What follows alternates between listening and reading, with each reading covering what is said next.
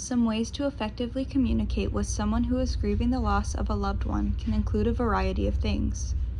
First and foremost, I believe the best way to effectively communicate with the bereaved is to actively listen to their story, along with empathizing with and validating their feelings. Each individual grieves the loss of a loved one uniquely, so it is best to attempt to empathize with them using phrases like, "I'm so sorry for your loss," or "Please let me know if there is anything that I can do for you." Attempt to avoid phrases such as, "I understand," because in reality, you may not know what they are going through at all.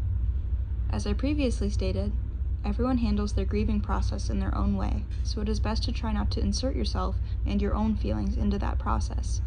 An example of this could be something along the lines of, "I've lost someone important to me as well." Though it can be validating to hear that someone else has also gone through this experience, it can also take the spotlight away from the person you are attempting to help and make them feel invalidated. Again, as I previously stated, everyone grieves uniquely, and some people may choose not to present their grief outwardly.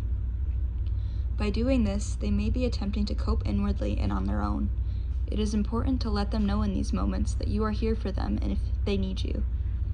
While it is good in some sense to give a person some space and time to heal and grieve, it is equally important to understand the signs that the person in question may not be doing so well emotionally or otherwise, and regularly checking in on them should be a priority of yours.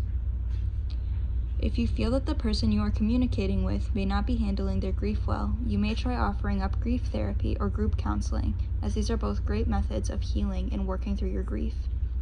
If at any point that you feel the person you are communicating with may attempt to harm themselves, you should immediately refer them to a mental health professional, as you may not have or hold the skills or knowledge needed to assist the bereaved in working through their grieving process. For me, at the end of the day, effectively communicating with someone who is grieving all begins and ends with your ability to listen and empathize with them and their feelings.